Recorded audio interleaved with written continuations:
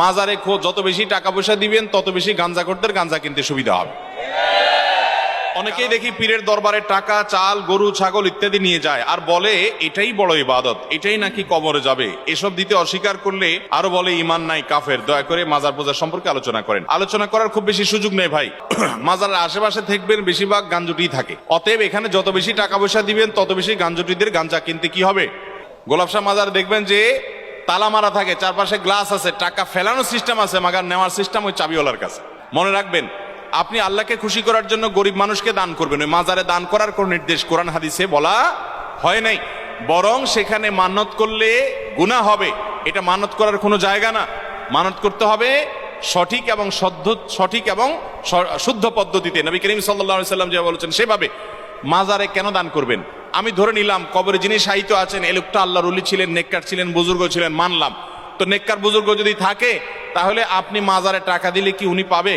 উনি পাওয়া তো দূরের কথা, বেশিরভাগ ক্ষেত্রে ওনার পরিবার পরিজন, ওনার আত্মীয় স্বজনরাও পাবে না। পাবে কারা?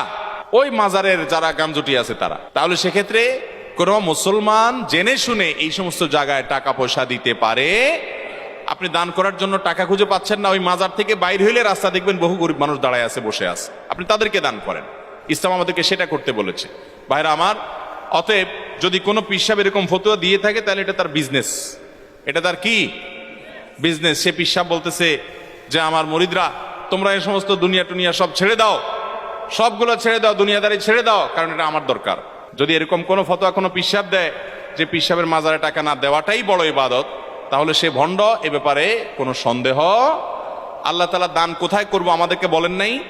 ইন্নামাস সাদাকাতু লিল ফুকারা'i ওয়াল মাসাকিন ওয়াল আমিলিনা আলাইহা ওয়াল মুআল্লাফাতি কুলুবুহুম ওয়া ফির রিকাবি ওয়া ফি সাবিলিল্লাহ ওয়াল গারিমিন।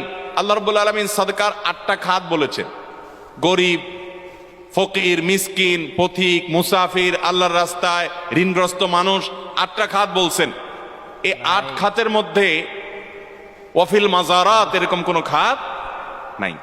তাহলে বোঝা গেল এই সমস্ত জায়গায় দান করার কোনো নির্দেশ কোন হাদিস তো নাই, বরং এর কারণে কি হতে পারে? গুনাহ হতে পারে।